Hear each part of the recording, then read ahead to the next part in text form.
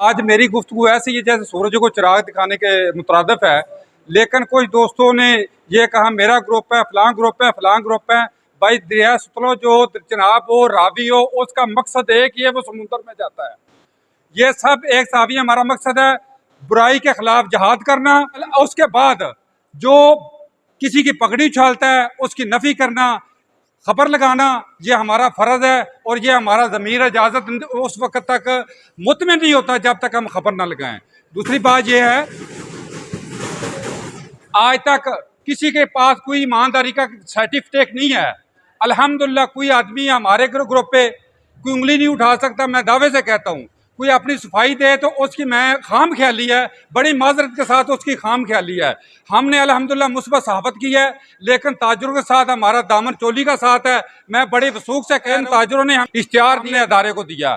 मैं खुद तो का आज तक मैंने उदारे को इश्तिहार नहीं दिया, लेकिन मेरे साथी भाइयों ने दिया है। लेकिन हमारा एक मोहब्बत का रिश्ता है, एक दामन चोली का साथ है, एक जो है हम मांगी है, उसके साथ हम साथ हैं। लेकिन जो आदमी ने गलत किया है, हमने उस वक्त भी ताजरों के साथ खड़े थे और आज भी उन ताजरों के साथ खड़े हैं कि जिनके साथ ज्यादती हुई है। अगर कोई ताजर भाई ये समझ ले, अगर कोई ये ताजर भाई समझ ले हम दो नंबरी करेंगे, हम मिलावट करेंगे, हम गैर कानूनी काम करेंगे, साफी उसका साथ देगा, मैं हल्फन कहता हूँ उसका साथ नहीं हम देंगे।